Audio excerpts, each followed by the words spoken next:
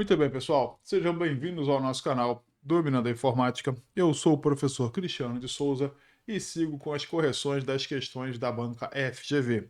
A ideia é que a gente faça a correção de 50 questões da banca. Já fizemos 10 questões no vídeo anterior, faremos mais 10 questões hoje e vamos assim até o final da semana. Perfeito? Para buscarem o PDF que tem essas questões, o link está na descrição do vídeo, certo? Então você pode baixar depois aí, na descrição do vídeo você vai lá e busca o PDF com essas questões, perfeito? E peço de sempre para que se inscrevam no canal, curtem, compartilhem aí cada vez mais o nosso conteúdo e principalmente ativem o sino das notificações. Por quê? Para ficar por dentro dos próximos vídeos, que eu tenho bastante material planejado aqui para vocês, para poder fazer uma sequência de aulas e vídeos bem importante e bem interessante para vocês. Perfeito? Então vamos lá, seguir com a correção, né? Sem mais delongas, a gente fala bastante, o professor tem disso, mas vamos embora, vamos corrigir questões que isso que é importante, perfeito? Então vamos lá. Questão de número 11, o que diz a questão de número 11, ó. Maria abriu o explorador de arquivos no Windows 10 para apagar um arquivo em uma certa pasta. Beleza, Maria foi lá para fazer isso. Depois de acessar a pasta, a Maria localizou o arquivo, selecionou o arquivo, óbvio, pressionou Delete no teclado. Perfeito. Maria imediatamente percebeu que havia deletado o arquivo errado. E aí ficou bom, hein? Deletou o arquivo errado. O que a Maria vai fazer além de ficar desesperada? Ato contínuo a isso, a Maria usou uma combinação de teclas e o arquivo voltou a ser exibido na lista. Olha que legal, inteligente a Maria, hein? Perfeito, tá safo. O que a Maria fez? Assinale a combinação de teclas utilizada por Maria. Simples, sem delongas, sem inventar. A Maria usou um desfazer, certo? A Maria foi lá, deletou o arquivo sem querer e ela foi no desfazer. E para desfazer, Ctrl Z. Essa é a resposta. Perfeito? Mas, professor, eu achava que o Ctrl Z só serviria para quando eu estivesse utilizando lá, digitando, apagando alguma coisa no texto ou alguma coisa desse tipo. Não. O desfazer também pode ser usado para essa situação. Nota uma coisa. Maria abriu o explorador de arquivos no Windows para apagar um arquivo. Não está dizendo aqui que ela estava, por exemplo, no pendrive. Não está dizendo aqui que ela estava num outro drive da rede. Está dizendo que ela estava no Windows, naquele computador, e ela apertou o delete. Se por algum motivo Maria tivesse usado um shift mais delete, esse desfazer, esse Ctrl V, tchau e benção, isso não funcionaria. Perfeito? Beleza? Fiquem ligados com isso. Perfeito, pessoal? Então, vamos para a questão de número 2.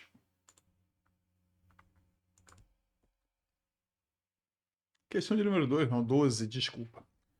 Analise o texto, né? Analise o texto a seguir. Analisar esse texto aqui, ó. Olimpíadas de Tóquio 2020 e mais esse tracinho aqui. Como a gente não sabe o nome, né? Então vamos chamar de tracinho, tá bom? Então vamos lá. O que diz isso aqui? O que diz a questão agora?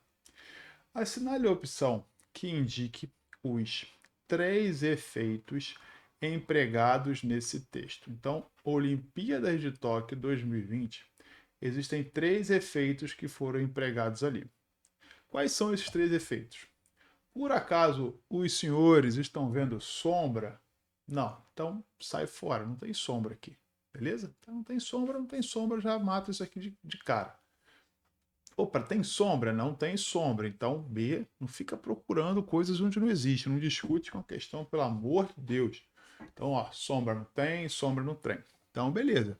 O que sobra para mim aqui é um sobrescrito, taxado e o versalete. Sobrescrito, tá aqui, ó. Tá aqui, sobrescrito. Eu tenho um taxado? Tenho um taxado. Perfeito. Eu tenho versalete? Professor, o que é versalete? Não sei não, cara. Vamos para a próxima. Claro que eu sei, mas vamos embora. Vamos para D? Ó, eu tenho aqui um subscrito. Ih, professor, aquilo lá é sobre ou sub? Ih, professor, peraí, me ajuda aí. Vou te ajudar. Segura a onda que eu vou te ajudar. Estou fazendo onda aqui com vocês, mas eu vou te ajudar. Tem taxado? Tem taxado. Tem todas maiúsculas? Tem todas maiúsculas aqui? Tá tudo maiúsculo? Não. Então, se você não sabe o que é subscrito, segura que eu vou te explicar. Mas mesmo sem saber isso, você já poderia sacar fora a letra D. Por quê? Porque não tem esse lance de todas maiúsculas aqui, ó. Aqui não tem todas maiúsculas. Então, se não tem todas maiúsculas, você poderia sacar fora a letra D. Perfeito? Professor, sobrescrito? Sobrescrito tem, professor. Eu sei que isso aqui está sobrescrito. Beleza, então tá certo. Tem todas maiúsculas? Se você eliminou todas maiúsculas daqui, você também tem que eliminar daqui. Então, também está fora. Então, professor, o que, que sobra para mim? Sobra a letra C. Mas, professor, eu estou com maior dúvida ainda. Eu não sei o que, que é subscrito. Eu acho que é a D. Eu acho que é a E. Vamos lá. Parar de fazer a onda e vamos fazer questão. Vamos explicar. Preste atenção, pessoal. Primeira coisa, não discute com a questão. Segunda coisa, aprendam a fazer questões. Vamos por eliminação, certo? Vá por eliminação. É óbvio, professor, eu acabei eliminando a certa, aí deu ruim, né? Aí já era. Então vamos por eliminação. Nosso gabarito é letra C. Vamos lá. Por que o gabarito é letra C? Vamos pegar água, fórmula da água, H2.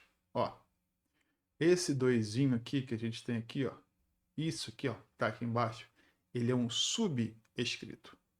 Ele é um subescrito. Agora, quando eu pego algo que está aqui em cima, ele é um sobrescrito. Então, eu tenho um sub que está aqui embaixo, eu tenho um sobre que está aqui em cima. Perfeito? Além disso, eu tenho um taxado. Eu tenho um taxado. O que é o taxado? O taxado é esse aqui, ó. Esse risco que tem aqui utilizado em cima do meu 2020. Então, o meu 2020 ele está sobrescrito, esse meu 2020 ele está taxado e eu tenho aqui um versalete. Professor, eu vi salete. Espera aí, cara, versalete. Isso aqui, ó. Você tem aqui em maiúsculo. Olha o tamanho dessas maiúsculas que a gente tem aqui, ó. E aqui está minúsculo. Porém, ele pegou o minúsculo e colocou do mesmo tamanho desse maiúsculo. Para quê? Para poder manter uma linha melhor, uma continuidade, algo mais harmônico. Então, quando ele pega e coloca essa, quando ele aplica esse efeito aqui, ó, que ele indica esse efeito onde ele pega o minúsculo, onde ele pega esse minúsculo, ele coloca desse mesmo tamanho, mesma altura, enfim, que ele coloca igual ao que você tem em minúsculo, o maiúsculo, e igual ao que você tem em minúsculo, você tem o versalete. Perfeito? Beleza, sabendo disso, então vamos agora para a questão de número 3, na verdade 13, perdão. No Microsoft Word, o acesso às opções de configuração está disponível na guia, onde está disponível na guia arquivo. Não está disponível em design, nem em layout, nem em revisão, nem em guia referência. Perfeito? Então, no Microsoft Word, o acesso às opções de configuração está disponível na guia arquivo.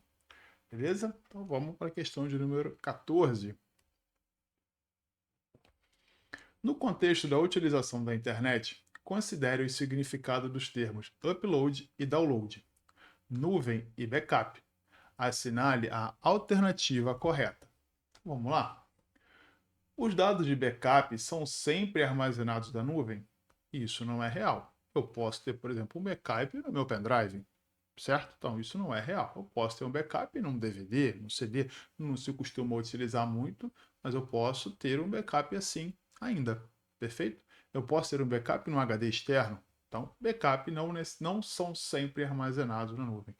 E o que eu falo, toma cuidado que esses são sempre. Toma cuidado com as palavras, hein? Então vamos embora. Letra B. As operações de download e upload são sempre realizadas em conjunto, pois são simétricas. Pelo amor de Deus, né? Então, como é que eu vou baixar alguma coisa e subir alguma coisa? Eu não vou baixar e subir isso sempre em conjunto. Isso aqui não existe, está fora. Letra C. A recuperação de um backup armazenado na nuvem caracteriza uma operação de upload. É o contrário, certo? A recuperação de um backup armazenado na nuvem caracteriza como uma operação de download. Por quê? Porque eu estou baixando aquilo da nuvem e trazendo para minha máquina. Perfeito? Então isso aqui está fora. Tchau e benção. Letra D. O armazenamento de backup de dados de um celular, computador, caracteriza uma operação de upload. Tá fazendo sentido. Letra D está fazendo sentido. Vamos para a letra E para a gente ver se não é a letra E. Se não for, sem dúvida é a D. A recuperação de dados armazenados na nuvem não. Aí, é o inverso do que teria aqui, do que seria certo na letra C. Ó, a recuperação de dados armazenados na nuvem não caracteriza a operação de download? Claro, caracteriza sim. Isso aqui, ó, para a letra E está certo, deveria ser assim, ó. Ó, recuperação de dados armazenados na nuvem caracteriza-se uma operação de download. Então isso aqui também está fora. Tchau e benção. Realmente gabarito é a nossa letra D. Perfeito? Então vamos embora, vamos para frente. Muito bem, pessoal. Vamos agora para a correção da questão de número 15. O que diz a questão de número 15?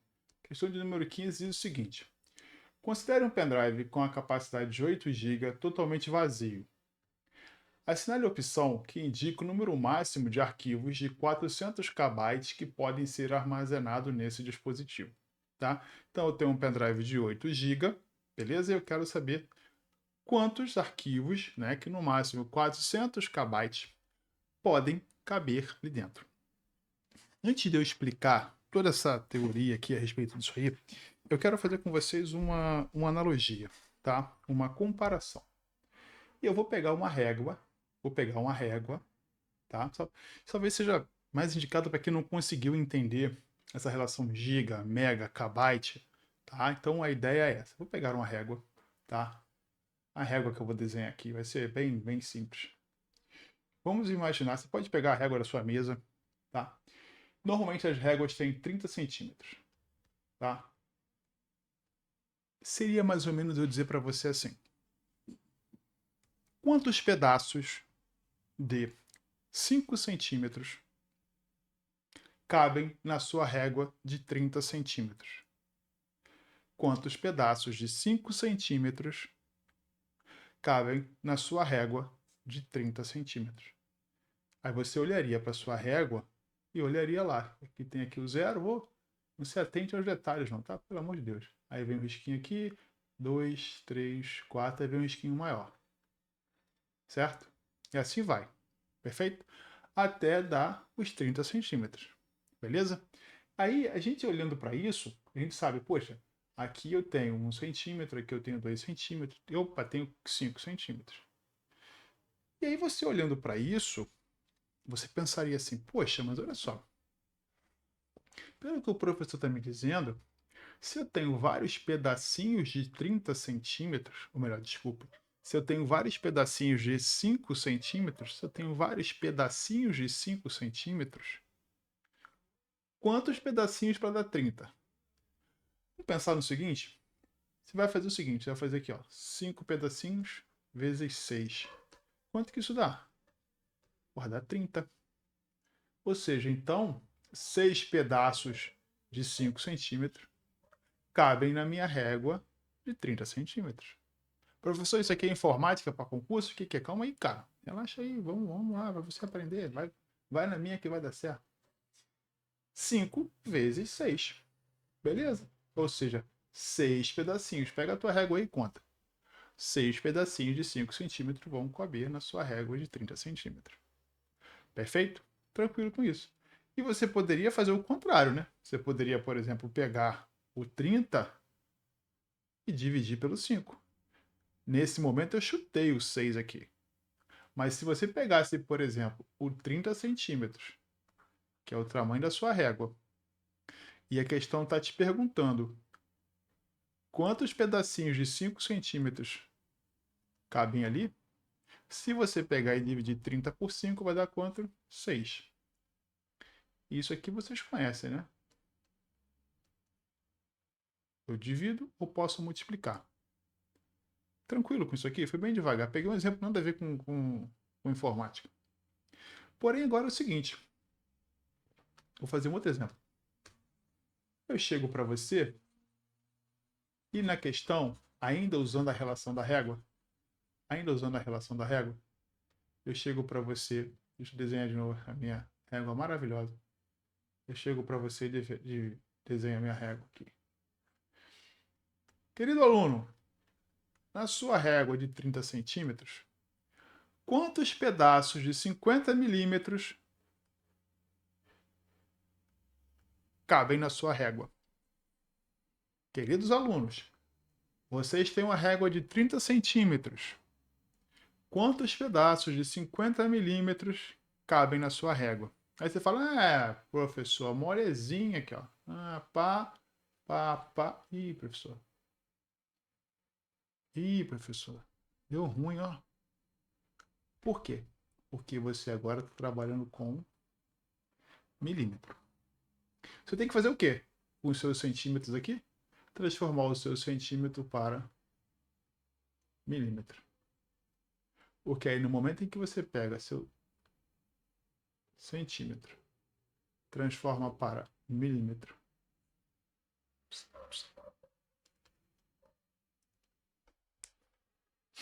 você acha mesmo 6. Pessoal, por que eu estou contextualizando com relação a isso? Porque é mais ou menos isso que você vai ter que fazer aqui, nessa questão. É mais ou menos isso que você vai ter que fazer aqui, nessa questão.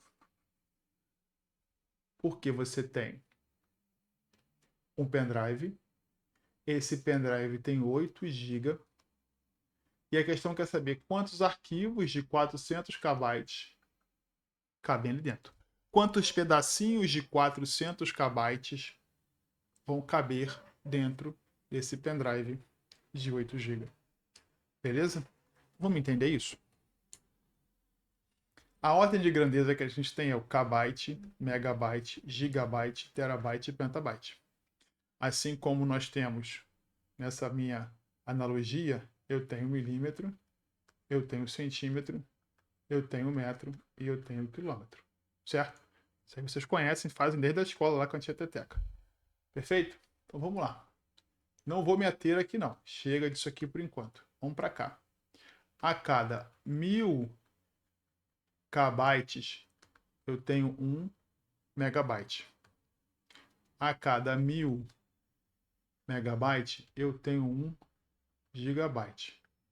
E a cada 1000 gigabyte eu tenho 1 terabyte. Até aí tranquilo, perfeito? O meu pendrive é um pendrive de 8 GB. Se meu pendrive é um pendrive de 8 GB, isso quer dizer que se 1000 megabytes equivale a 1 GB, então eu posso dizer que eu tenho aqui o quê? 8000 megabytes. Porque 8000 megabytes é igual a 8 GB. É o que a gente tem aqui, ó. 1000 mega, 1 GB. 8000 mega, 8 GB. Porém, eu quero saber isso aqui agora. Eu tenho que voltar a ponto de chegar no kbyte. Eu tenho que chegar no kbyte. Por quê? Porque o meu arquivo é em kbyte. Então, o que eu vou fazer aqui? Não é 1000? Então eu faço aqui, ó. 8000 do mega mais os 1000 do K. 8 do mega mais 3 zeros do kbyte. Então quer dizer que nesse momento eu tenho 8000 kbytes. Só que aí, 8000 kbytes, que eu vou dividir por quanto agora? Por 400 kbytes. Agora dá certo. 1, 2. 1, 2. Se eu pegar 1, 2, 3, 80 dividido por 4, 80 mil dividido por 4, quanto dá? 20 mil. É isso que você precisa fazer, é isso. Entenderam? Aqui, ó. Eu tive que fazer essa conversão para aí sim eu conseguir fazer essa divisão. Porque é o que eu tenho. Perfeito? É o que eu tenho. Quando eu faço esses 80 aqui, ó, quando eu pego esse 80 e faço a divisão, eu vou ter o quê? 20. Então eu tenho 1, 2, 3, 4. 1, 2, 3, 4. 80, 20 mil. Perfeito, pessoal. Então, por óbvio, a nossa resposta aqui é a letra a 20 mil. Alguns alunos fizeram isso aqui, ó. 8 dividido por 4. Com uma bagunça, né? Desculpa. Deixa eu melhorar isso aqui. Fazer uma coisa organizada, né? Não vamos fazer bagunça, não. Fazer rabisco, não, porque o negócio aqui é sério. Sai daqui, sai daqui. Perfeito. Agora vamos para cá.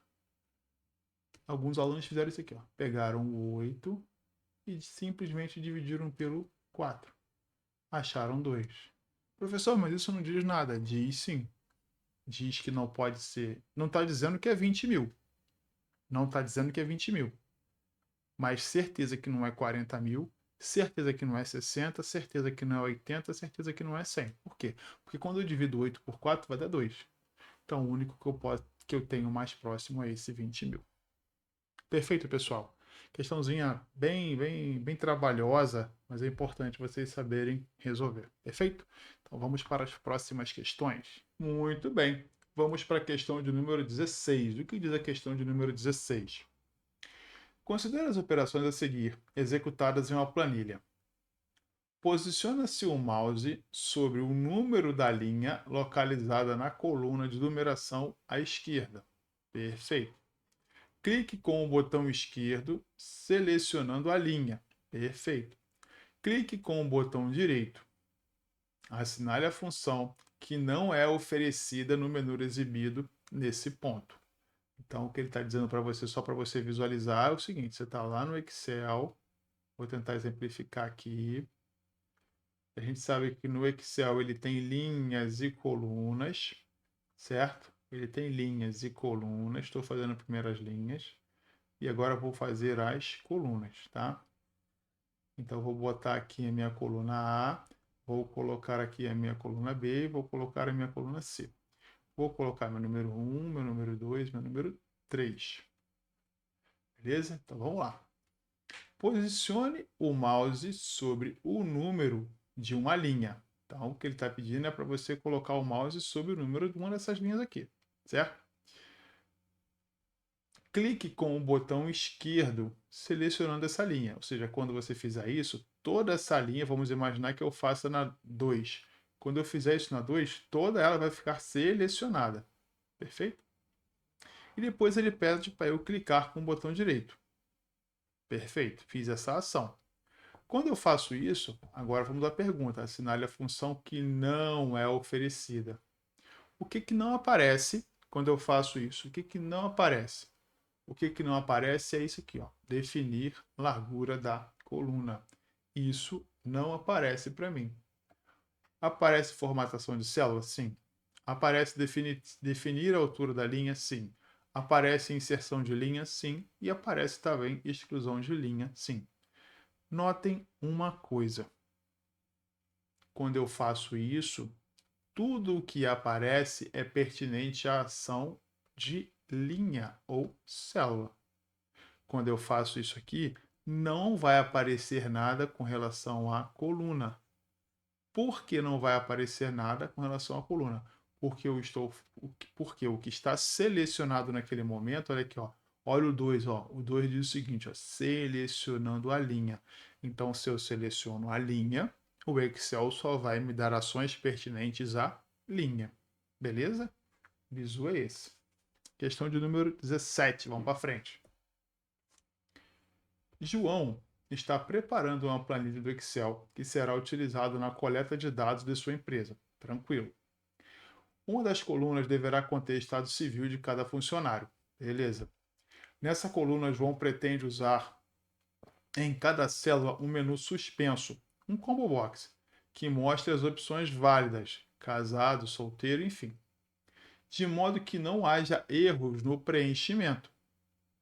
O recurso do Excel que permite acionar essa restrição é denominado de filtro, painel de seleção, validação de dados, formatação condicional ou função de texto procurar. Presta bem atenção. Olha o que diz aqui, ó.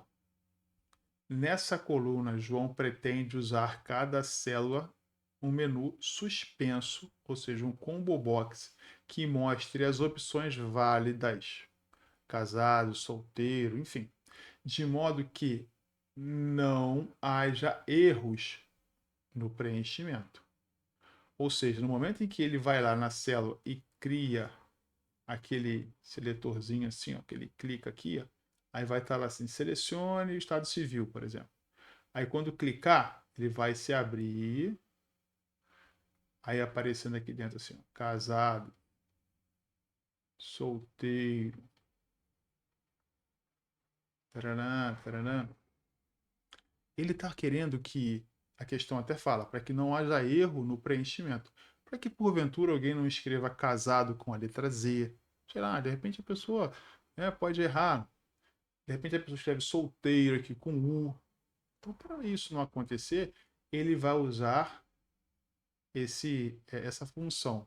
Você concorda comigo que quando o Excel faz isso, quando isso acontece, está havendo uma validação de dados? O Excel está garantindo que só entrem ali dados válidos. Então, por isso que o gabarito é letra C. Expliquei isso para dizer para você que o nome dessa função ali é validação de dados. Por que que é muito importante, pessoal? Às vezes a gente fica sem saber a importância de ter alguma coisa. E às vezes a gente fala assim, ah, mas isso aqui não precisava existir. A gente acaba falando algo desse tipo.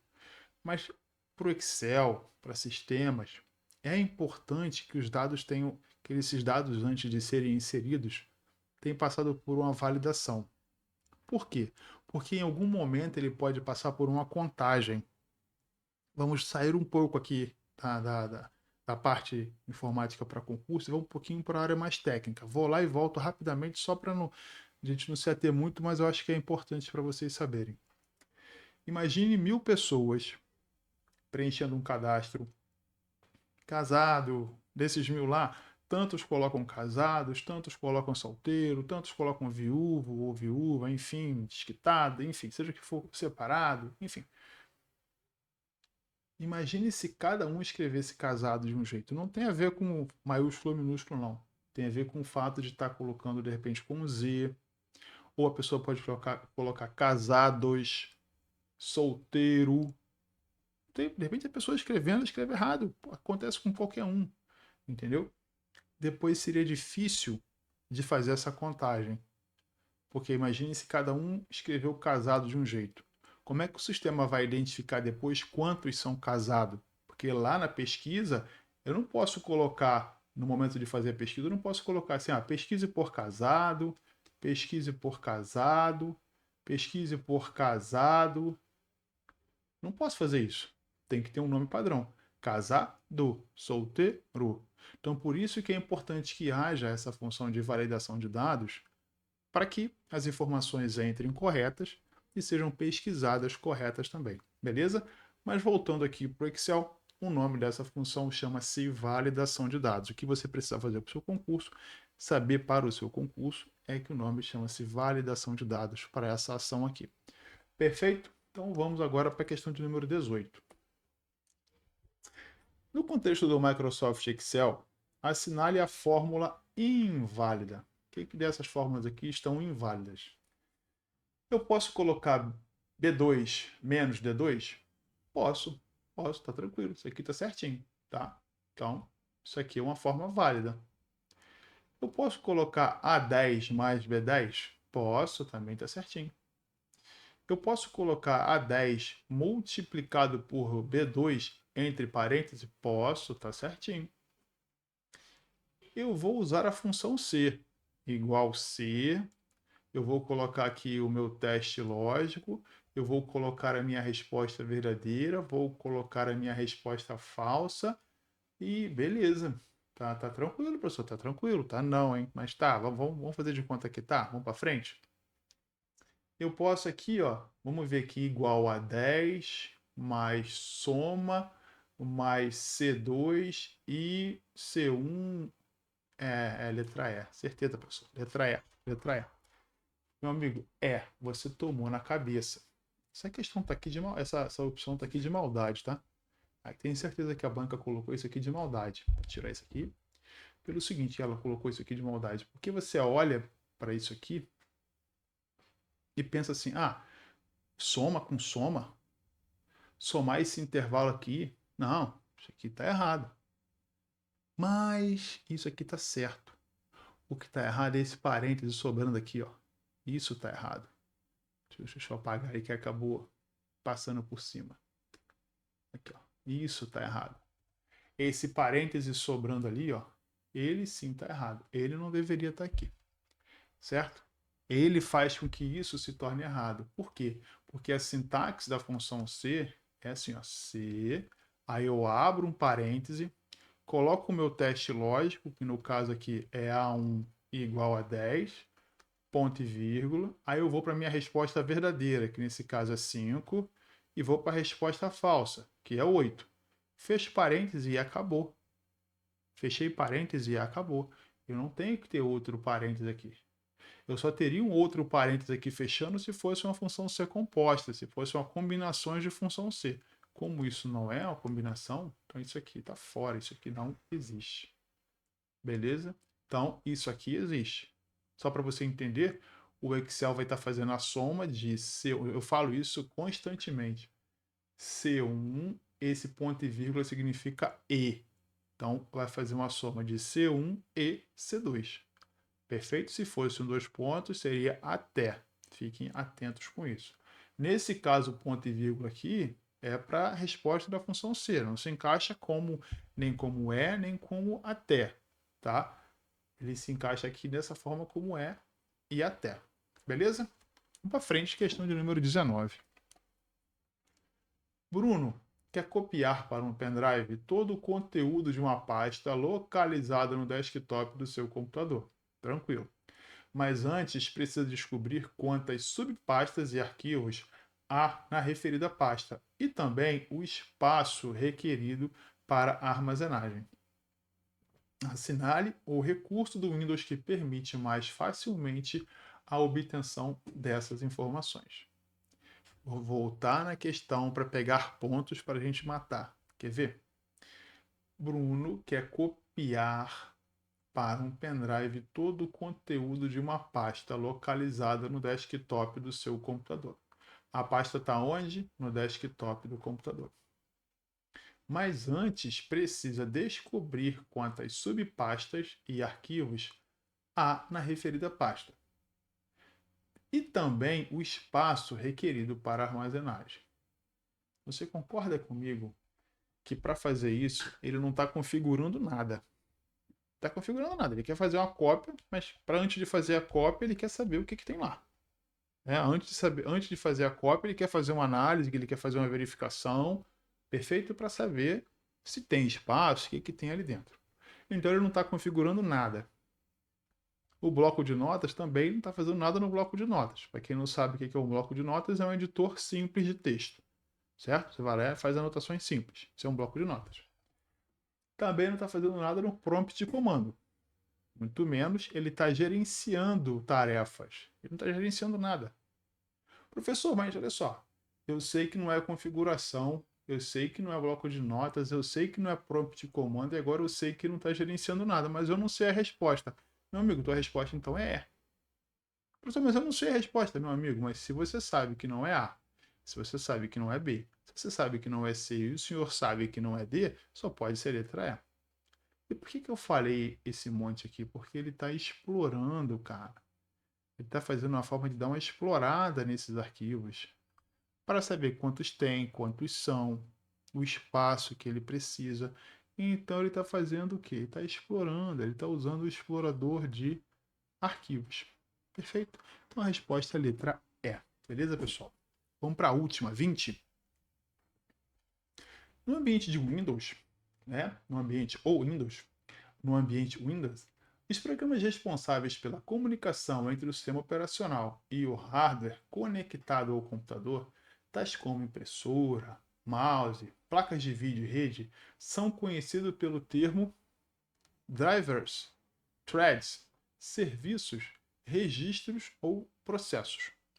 De novo, no ambiente Windows, os programas responsáveis pela comunicação, presta atenção, os programas responsáveis pela comunicação entre o sistema operacional e o hardware você pode ficar em dúvida entre A e B, driver e threads. Por quê? Ah, professor, eu acho que isso tem cara de programa. Driver tem cara de programa, threads tem cara de programa. Serviços não tem cara de programa. Registro não tem cara de programa e processo não tem cara de programa. Se você pensou assim, você está coberto de razão. Porque serviço, ó, no ambiente Windows, os programas responsáveis são os serviços, os programas responsáveis são os registros, são os processos. Para esse contexto aqui, isso aqui já sai fora. Beleza? Aí você poderia ficar em dúvida entre B e A. Antes de te dar a resposta, eu vou fazer com você uma seguinte análise. Quando for fazer questões, fiquem sempre atentos no seguinte. Por óbvio, vai ter sempre a questão certa, né? Isso aí é óbvio que a gente está fazendo prova de concurso só tem uma certa. Mais de uma certa, questão anulada. Mas dessas respostas aqui, sempre que você tiver A, B, C, D e E, ou A, B, C, D, que é o padrão, excluindo nesse momento certo e errado do CESP, porque aí é uma outra lógica, vai sempre ter a resposta absurda. Uma das letras vai ser o absurdo. Aquele absurdo que você já pode olhar para ele e falar assim, ih, isso aqui não é. Beleza? Vão haver duas respostas erradas. Vão haver duas respostas erradas. Em se tratando de A, B, C, D e E. Vão haver duas respostas erradas. Vai haver a resposta mais ou menos certa.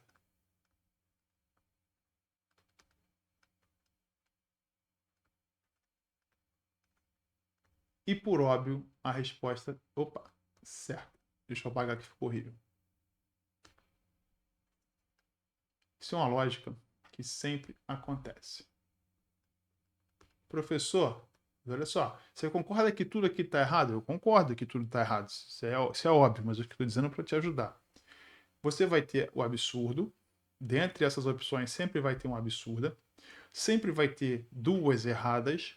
Professor, mas a mais ou menos certa também está errada. Eu sei, cara. Presta atenção no que eu quero dizer para você. Para você poder identificar. Nessa situação aqui, por exemplo, que você está fazendo uma análise, você está entre threads e drive. Porque de repente faz mais sentido como programa para você. Então você concorda que você está entre uma certa e a mais ou menos certa? E às vezes no final a gente acaba fazendo o quê? O aluno acaba marcando a mais ou menos certa. Então fique esperto com isso aqui, beleza? Para fazer esse tipo de análise, vá lá e saca fora a absurda, saca fora as erradas, aquela que você possa ter certeza que está errada. Mais ou menos igual a gente fez na questão anterior. A gente viu o que estava errado para chegar na certa, beleza? E aí você tem a mais ou menos certa, que nesse caso aqui é threads e drive.